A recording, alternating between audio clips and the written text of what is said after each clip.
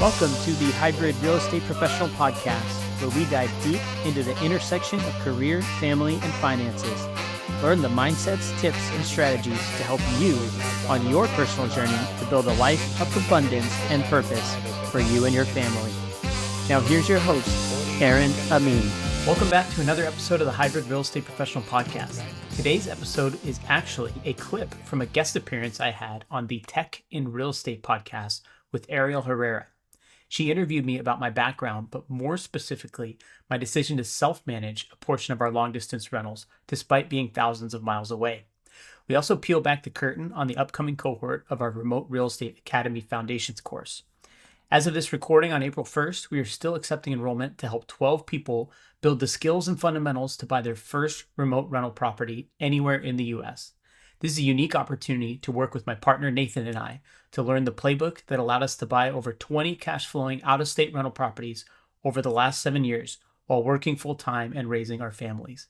For more details on how to join, visit remoterealestateacademy.com. Hope you enjoyed today's episode. Hey, Aaron, welcome to the channel. So happy to have you here. Thanks so much for having me. Yeah, super excited because we both come from a similar community, both followers of one rental at a time. So really building your cash flow and wealth over a period of time rather than just rapidly in 6 months, sometimes that we hear on other podcasts.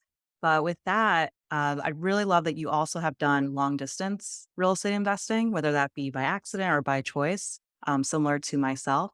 And before we get into your story of long distance investing and what you've learned, love to hear a little bit more about your background. Sure. Yeah, thanks for the introduction. So my name's Aaron Amin. I live in Houston, Texas with my wife and 3 young children. I have 3 kids under the age of 3, a 2-year-old daughter, and then 2 twin boys that are just turning 4 months old this month. So we have a busy household. I work full-time by day in the management consulting industry. I've worked as a consultant for the last 4 years. Prior to that, I worked for 10 years in the concerts and live entertainment industry. So I was a booker. So I was at concerts 4 to 5 nights a week and working the desks, in the booking and marketing office for a large entertainment company. I went to school. I graduated with a business administration degree, and really kind of. I also have a background as a musician. That's how I ended up in the concerts industry. So I've had a full-time job ever since college, but also my wife and I have built a portfolio of 8 single-family rental properties spread out across Washington, Nevada, and Iowa. So the closest rental that we own currently is 1,000 miles away from us here in Houston.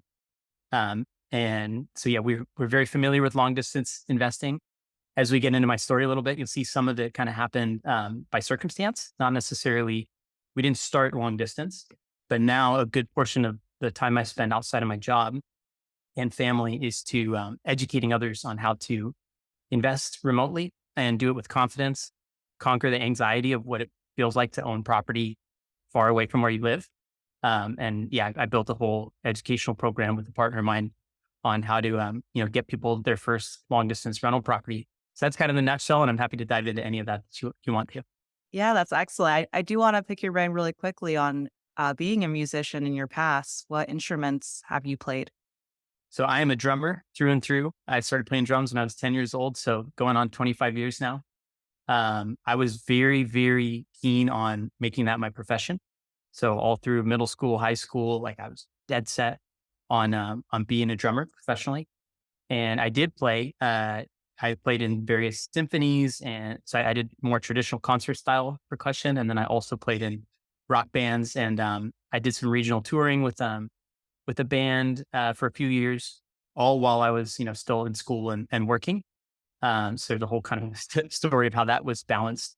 That was before I had a wife and kids, right? So that might explain a few things on how that fit in. But I ultimately had to make the decision. Ironically, when I worked in the concerts industry, I no longer had time to perform. So I kind of traded being on stage for being a supporting, contributor within the industry on putting on concerts. That makes sense. Super impressive. And it seems like you've always had this want to be creative and would love to see like how that kind of started your journey into real estate. So, when you first got into real estate, was your thought that you wanted more creative freedom? So, you wanted to achieve financial freedom, or was there a different way that your journey began?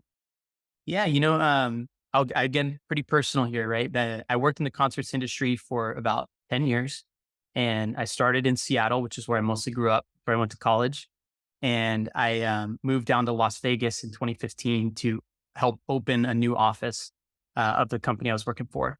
And Las Vegas is known for many things. Entertainment is one of them, and hard living is also another. And I had a lot of fun, arguably too much fun at times, but I was also working, 60, 70, sometimes 80 hours a week. I would be working, during the day, normal office hours, Monday through Friday. But I also had to cover shows. I had work functions at shows 3, 4 nights a week. So there was not a lot of balance whatsoever. And there was not a lot of room for creativity. And that over a long period of time, I turned to kind of more destructive habits. My mental health was kind of eroding slowly and then not so slowly. And so, and in it culminated in May of 2019. I ended up doing a short stint in inpatient rehab to kind of just change course abruptly because I could tell that if I kept doing what I was doing, both from a career standpoint and from a just habits standpoint, it was not going to take me to where I wanted to go. So with that, I unlocked all this additional energy and all this time that I had spent channeling towards my vices and slowly building this resentment towards my career. As you mentioned, I'm a creative person by nature, and that outlet that I used to have from playing drums, once that faded further and further away, a part of me was missing. And so as I came out of that chapter, my wife and I, we had just gotten married the year before, and we realized like we want to build something that's a bit bigger than just, clocking into a job and working 70, 80 hours a week and burning out. And so we decided to start investing in real estate. That was one place where I immediately started channeling my energy. I do have real estate in my family. So my mom and my stepdad have owned rental properties of varying, they've had different composures of their portfolios starting in the early 2000s, but they also did long distance investing. They also did it while working full time. They Wow. both had full time demanding jobs. And so I didn't pay as much attention to it at the time. But once I kind of had that creative reawakening, if you will, and decided that, hey, we're gonna take a shot and try and build a rental portfolio, I started being able to access and ask them questions and learn from their experience. And it's really been interesting because I've been at this for about 7 years now. And throughout that time, I'm kind of able to access these different moments from their experience too, and seeing how they navigated through the Great Recession, through a couple different repositionings and selling and moving. And clearly, that was subconsciously an inspiration for me as we kind of blaze our own path. We've moved 3 times since we started investing.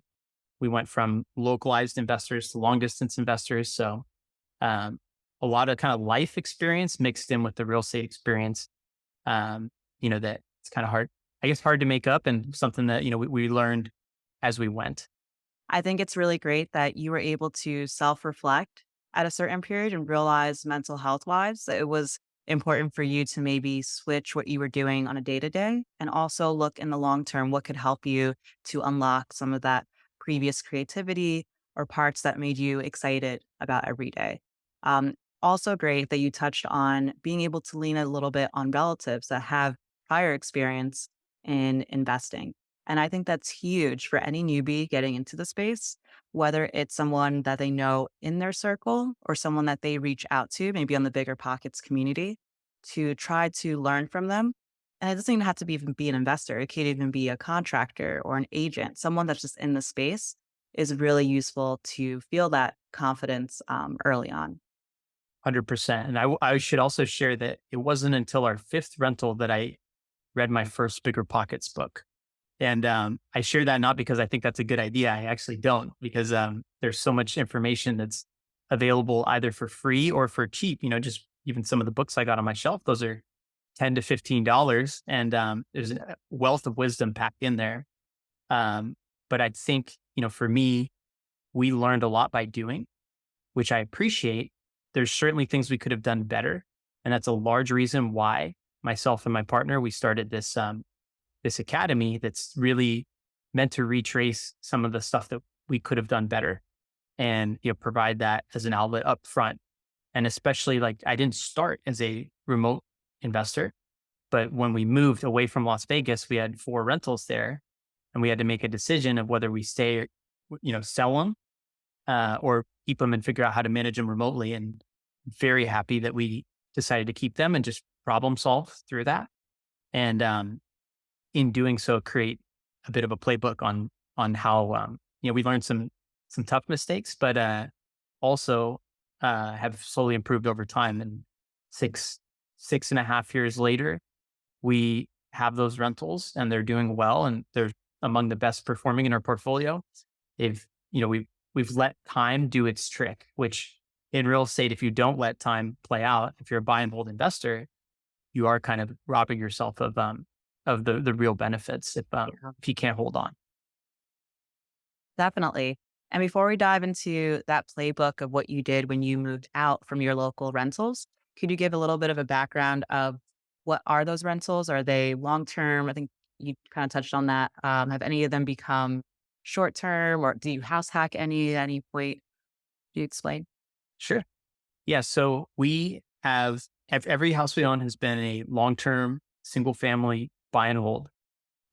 We did live in three of the rentals we have, three of the eight rentals at one point or another. So we did a few of these live then rent. We've never done anything that's a big construction or renovation.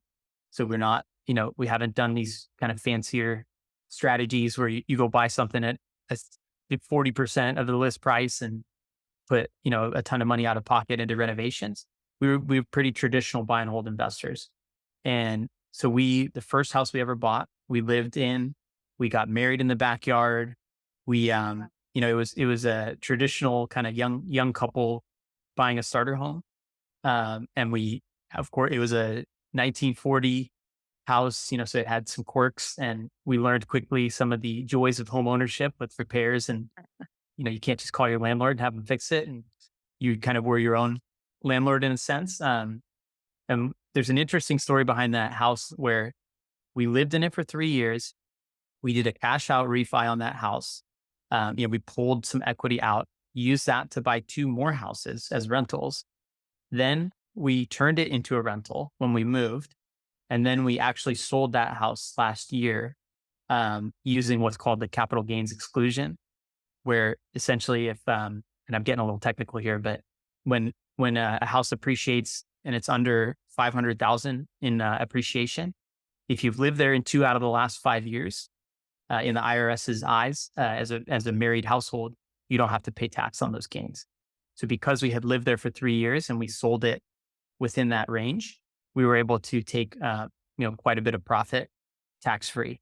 So that was so we got those four uses out of it, right? We lived in it, refied it to buy more rentals, rented it, and sold it. And that's just one of the houses, right? I don't want to burn the whole clock and dissect all of them, but we did also buy and live in a house in Washington, and we did that actually twice, and we hold both of those still.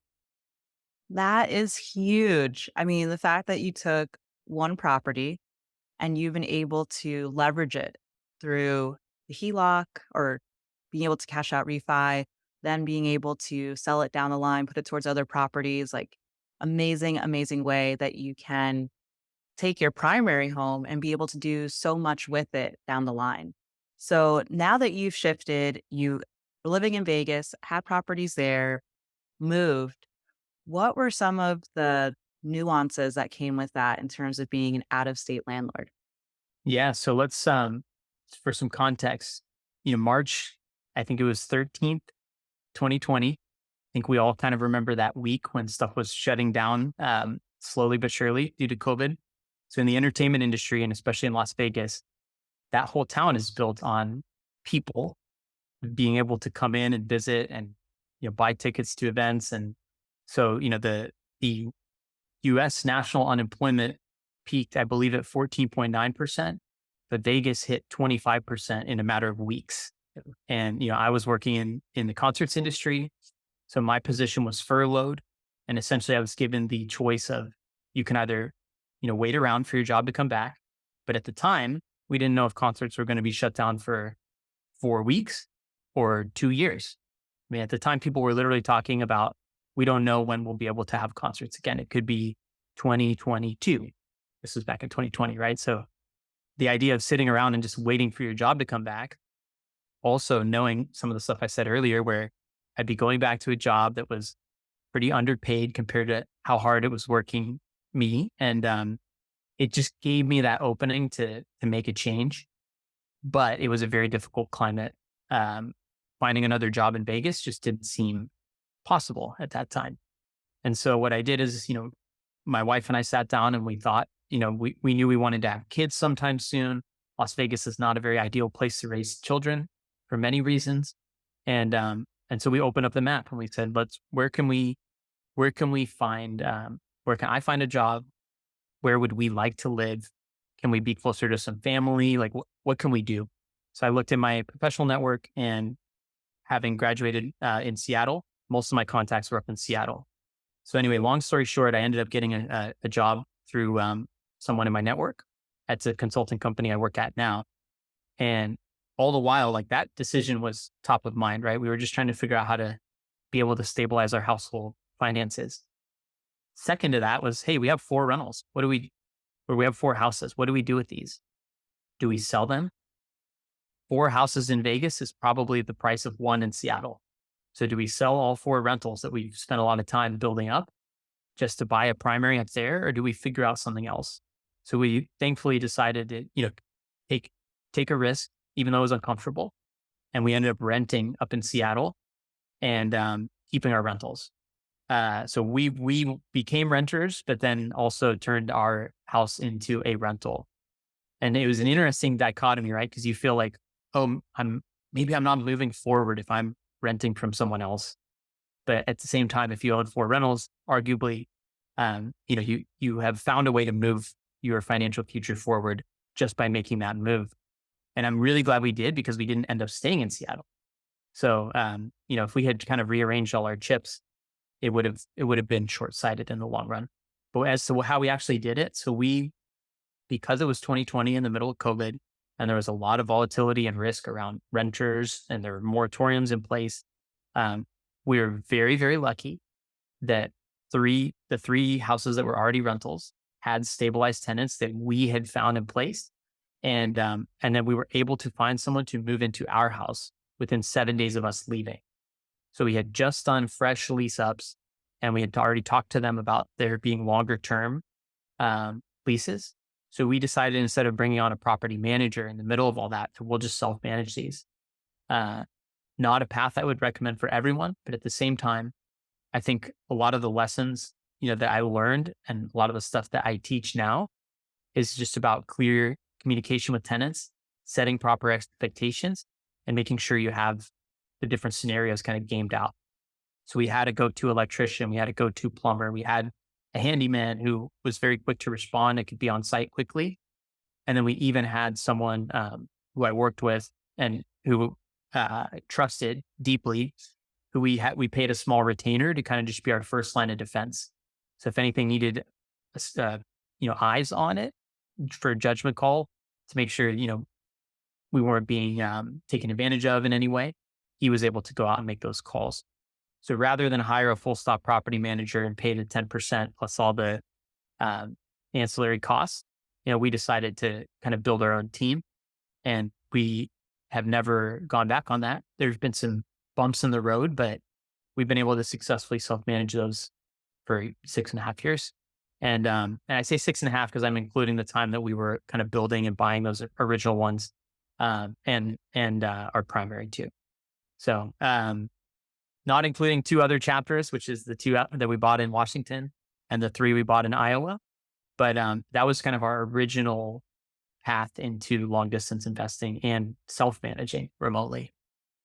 That is excellent. I mean, wow. The fact that when you were on this journey of first being a long distance real estate investor and you were able to get new tenants in within 7 days of you leaving, like that's just shows that the systems that you have in place and the judgment is just very high and very good.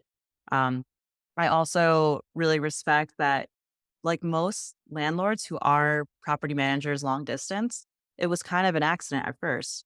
You were kind of in a do or die moment where it was, you don't know when you're going to get your job back.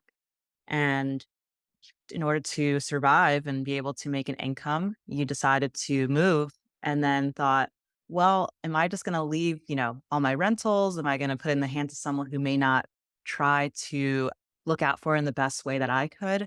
Should I sell everything? But instead, you didn't let fear get in your way and you decided to make a systematized way to go about it.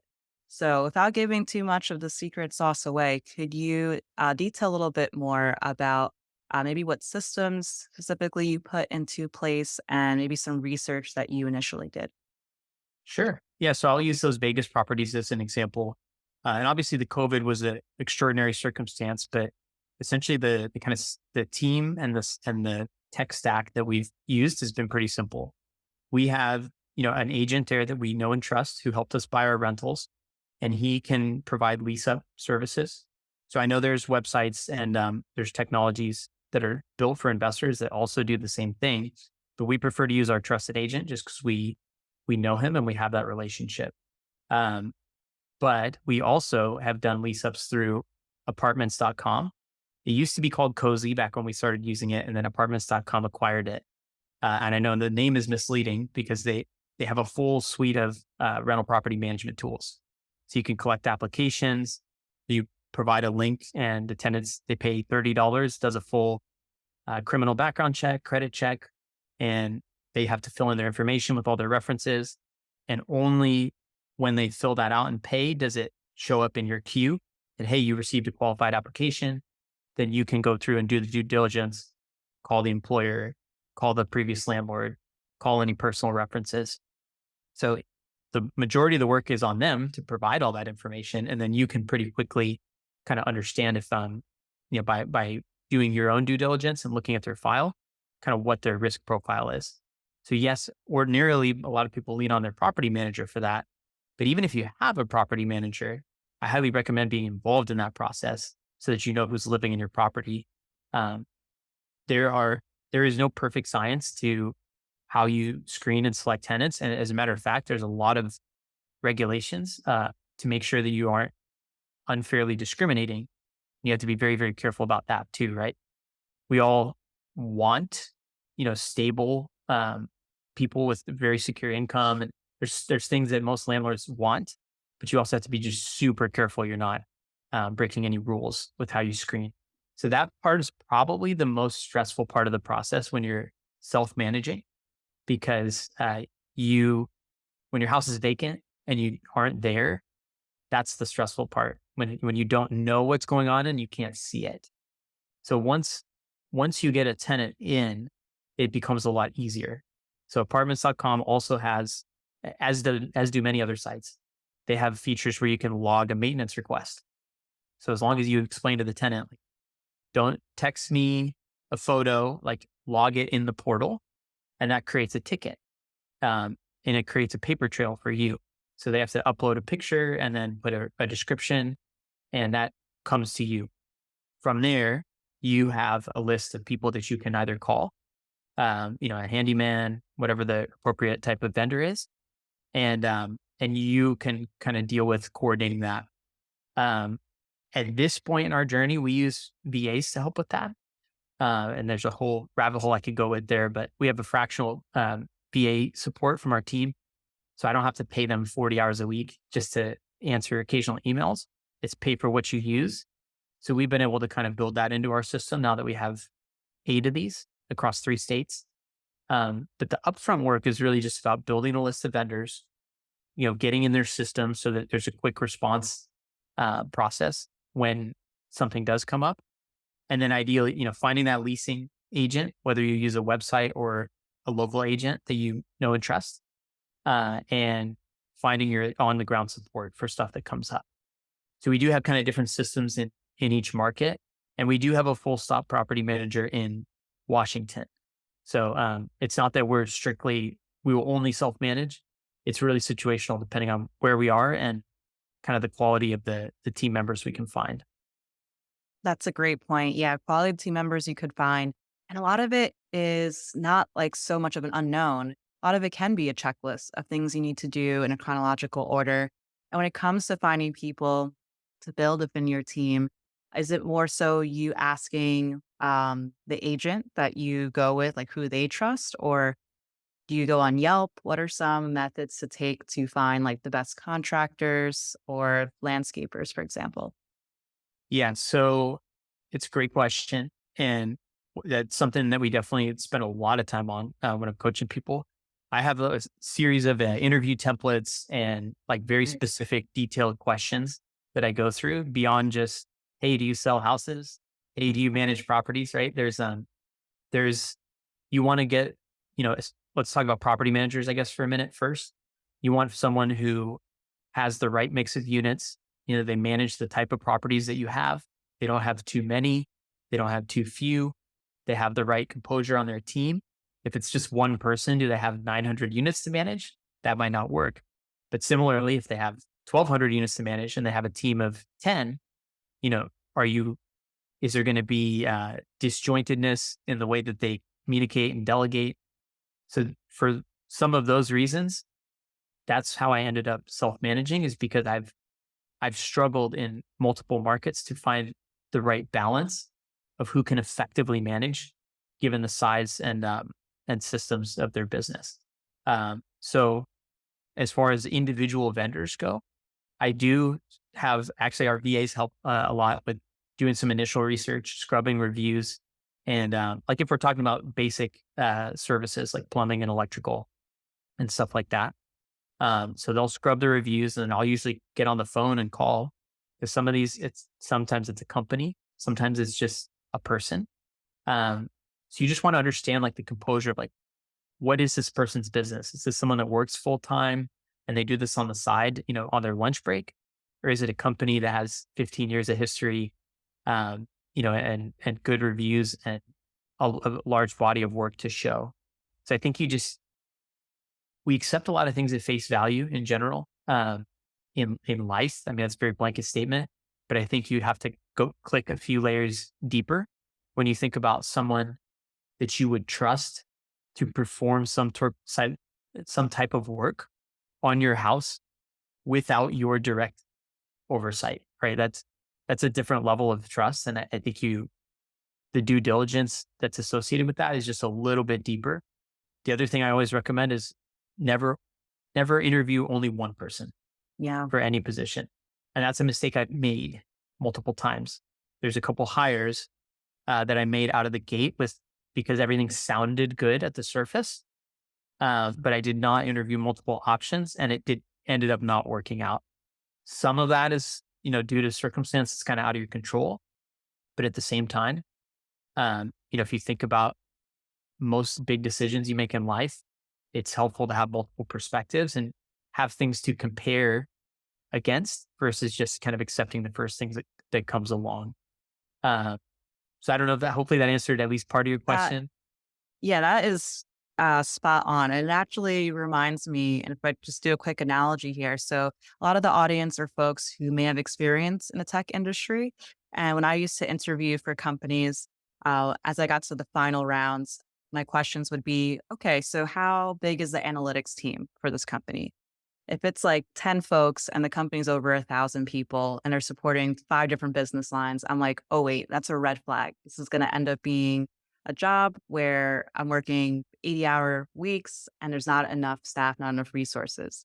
So taking that mindset and also being able to ask the same kind of questions, but for property managers, like what does the portfolio size look like, the team, types of properties, then it really helps to narrow down like, would they even be a viable fit? So I think it's really amazing that you've been able to kind of build a system to ask the right questions and then assess, you know what, this might not be the right move. And instead, I should be managing this and build my own team myself. here's another layer I'll add to that is when you're building a rental portfolio, you're building a business. Whether you invest in one state or one neighborhood or 5 states, you are building a business and potentially you're building it alongside your family. You have likely a vision for your future. You likely have values, and it's important to think through what those values are. And when you hire teammates, especially someone as consequential as property manager, it's not that they can't fit into that vision, but you have to understand what phase they're in their business and Yeah. who they are as people. Are they trying to, if they're at 100 units now, are they trying to get to 1,000 by the next 24 months? And if so, at what cost? So there's a lot of alignment that is, even if it's right in the moment, it may come apart down the road. And so I think that's another element that people might not consider all the time when, if you want to have a little more control and influence over how your portfolio will grow over time, then sometimes it's helpful to have those levers closer within your control. And when you hire a property manager, you are ceding a lot of that control over to them Yeah. by design. So it's not a right or wrong thing. It's just something to be aware of as you try and figure out what you want your lifestyle to be and how you want your business to grow.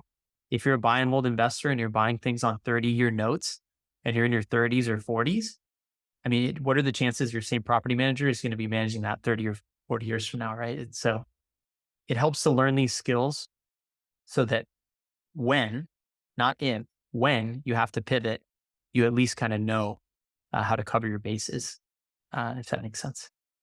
I completely agree, and very, very good points to mention.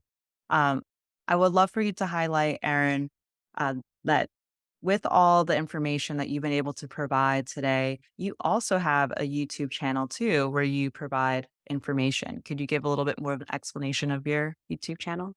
Sure. Yeah. So speaking of creativity, right? We talked about how there was a bit of a creative gap when I was deep in my entertainment career days, and I have filled that mostly with I run my own podcast and YouTube channel. It's called The Hybrid Real Estate Professional, and I'll be having you on it shortly as well. But the whole idea is a hybrid real estate professional is someone who leverages skills, income, and other characteristics from every part of their life and apply it toward becoming a real estate investor. So typically, there are people such as yourself, who you have a deep background in data, and you've used that and fused it into this identity that alongside your real estate investing. And so you're actually a perfect example of the type of person I like to have on the show. And so I think I'm on episode 29, closing in on 30. So I've run that since September. And I also have a newsletter that goes out 3 times a week under that same name. And then I don't know if you want me to get into the academy stuff yet. Yes, please. Okay. So in November, I partnered with a gentleman named Nathan Murith. He's in the same community that I met you through. He and I are very similar. We both are married, multiple young kids, work full time, very attached and driven by our careers. But we also own collectively over 20 out of state rentals. So he lives in California and invests in St. Louis and Indiana. I live in Texas and invest in Nevada, Washington, and Iowa. And so we got to know each other over the last couple of years, and we realized we were on a very similar path. We both love giving back. We both had been coaching people individually, and we said, "Hey, let's put our heads together and create a more guided, structured curriculum to help people buy their first rental." Um, Half of it's mental. A lot of people like the idea, but they get stuck and they hit these different points of friction in their journey to try and buy out of state rentals. And so our program is a mix of the mindset and the tactics. We've structured it into a 12-week course, and it's very high touch. So you get a lot of direct coaching and guidance from us. So each person, we kind of monitor and make sure they don't get stuck anywhere. And if they do, we jump right in and help them get unblocked. But it goes over everything from, building a strategy, um, you know, picking a market, building a team, analysis fundamentals, creating the correct buy box, all the way into, the last half of the course is really focused on, okay, how do we get the reps in and put the offers in and ultimately get you to a point where You have a house that directly fits with your strategy and goals under contract. So the goal of the program is to get you the confidence and clarity, so that you're out there and able to buy a house that directly aligns with your long term vision for what you want to do with real estate.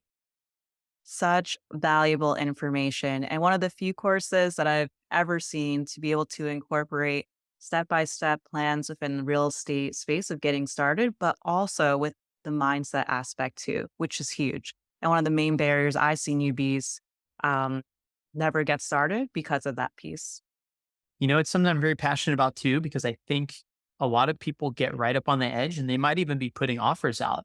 But once the information starts to come back, they freeze up a little bit. And Yeah. there's some stuff that you got to work through. And ultimately, fear of the unknown, no matter what the context, whether it's real estate or anything in life, is usually one of the hardest things to conquer.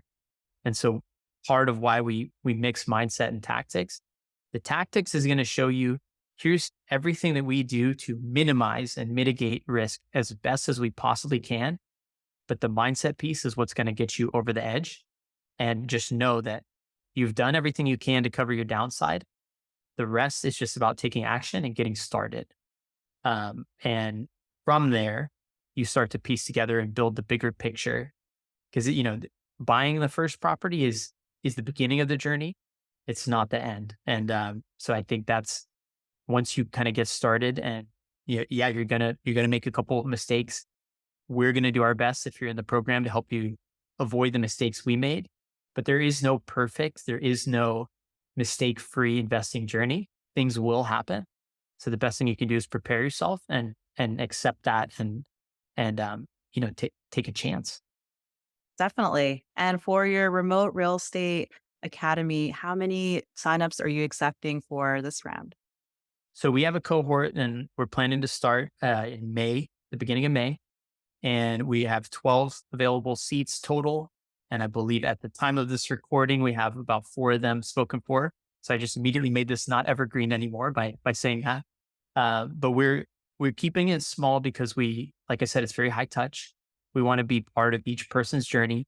So we do a one-on-one onboarding call with either Nathan or myself at the beginning. It's very deep. We get into what your goals are and where you might be stuck so far, and we give you some stuff to get started. And then you'll onboard at the same time as the rest of the cohort, and you'll progress at the pace that's comfortable for you. And if you ever get stuck, you'll have us right there. And if you want to blaze through it and start submitting offers, you'll have us there to weigh in and give feedback and help coach you through it. So it's really meant for that high touch, and as such, we're going to keep it at that 12 to give everyone the best possible experience. Excellent. So, for those looking to learn more about the program, the course, as well as how to follow you on YouTube, could you give that information? Sure. So the academy is Remote Real Estate Academy, and you can find us at remoterealestateacademy.com. My YouTube channel and all my personal information about the hybrid real estate professional brand can be found. Just go to my name, aaronamin.com. I'll send it so you can drop it in the show notes. But that has all the information about my channel, my newsletter, and there's a ton of content on there. That's ahead of the paywall. That's free. If you just want to do some reading and breeze up on some of the strategies that we talked about. But the meat of the content and really kind of what we feel will get people over the hurdle and get their first rental. We've put our heart and soul into building that course out, and we're looking forward to welcoming the next round of people in. So exciting. Well, with that, thank you so much, Aaron, for your time. Your real estate background is so impressive, as well as all the tactics that you were able to provide. Looking forward to seeing more of your journey. Thank you very much, and I'm looking forward to having you on my show very soon.